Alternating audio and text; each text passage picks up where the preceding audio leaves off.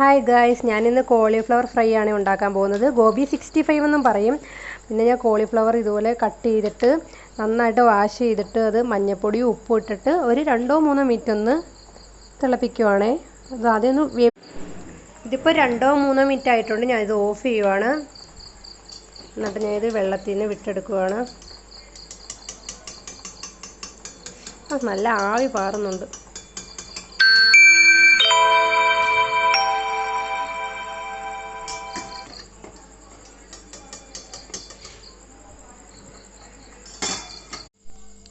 ആദ്യം നമുക്കിതിനുള്ള മസാല തയ്യാറാക്കാം. ഫസ്റ്റ് ഇഞ്ചി വെളുത്തുള്ളി എടുത്തിട്ടുണ്ട്. നമുക്കിതൊന്ന് ചതച്ചെടുക്കാം. ഞാൻ ഇതിൽ തന്നെ ചതച്ചെടുത്തിട്ടുണ്ട്. പിന്നൊരു കാര്യം, ഞാൻ സാധാരണ ഇഞ്ചി വെളുത്തുള്ളി എടുക്കേണ്ടതിലൊക്കെ ഇഞ്ചി കുറച്ചേ എടുക്കത്തുള്ളൂ. എനിക്ക് ഇഞ്ചി അത്ര ഇഷ്ടമല്ലാത്തത് കൊണ്ടാണ്. നിങ്ങൾക്ക് എടുക്കണമെങ്കിൽ കുറച്ചും കൂടെ എടുക്കാമേ. പിന്നെ പ്രത്യേക ഒരു കാര്യം പറയും, ഇതിലെ മസാലക്കൂട്ടിൻ്റെ അളവൊന്നും എനിക്കറിയത്തില്ല. നിങ്ങൾ നിങ്ങളുടെ പരുവത്തിനനുസരിച്ച് ഇട്ടാൽ മതിയേ. ആദ്യം നമുക്കിനി മുളക് പൊടി ഇടാം, ലേശം മഞ്ഞൾപ്പൊടി ഇടാം, കുറച്ച് കറി മസാല ഇടാം. ഇനിയാണ് ഇതിൽ മെയിനായിട്ട് വേണ്ടുന്ന ഒരു ഇൻഗ്രീഡിയൻസ്, വേറൊന്നുമല്ല, കോൺഫ്ലവർ.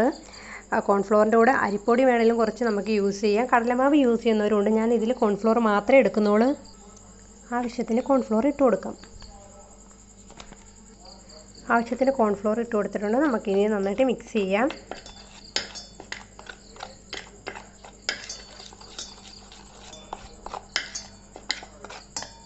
ഇനി നമ്മൾ ഈ ബാറ്റർ വെള്ളം യൂസ് ചെയ്തിട്ട് നന്നായിട്ട് സെറ്റ് ചെയ്തെടുക്കാം.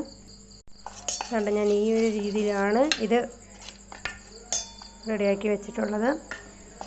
നമുക്കിതിലേക്ക് കോൺഫ്ലവർ ഇട്ട് കൊടുക്കാം. ഞാനത് കൈകൊണ്ട് തന്നെയാണ് മിക്സ് ചെയ്യുന്നത്, എന്നാലേ എല്ലാത്തിടത്തും നന്നായിട്ട് പിടിച്ച് കിട്ടത്തുള്ളൂ. ഇനി കൈ വെച്ച് നമുക്ക് നന്നായിട്ട് ഇത് മിക്സ് ചെയ്ത് കൊടുക്കാം.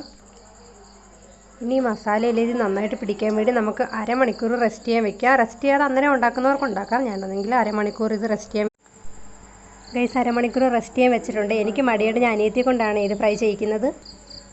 അതിപ്പോൾ ഓരോന്നായിട്ട് ഇട്ട് വേണം ഫ്രൈ ചെയ്യാൻ. അവൾ താണ്ട് 2-3 എടുത്തിട്ടുണ്ട്.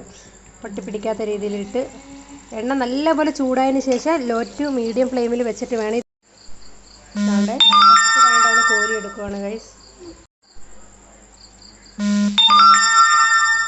ഫോണിൻ്റെ നോട്ടിഫിക്കേഷനും പ്രൊഫഷണലാണെന്ന് തോന്നുന്നു കേട്ടോ.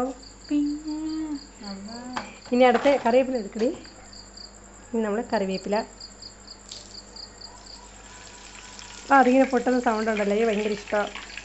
പോരെ, ഇളക്കി കൂടെ കോരി.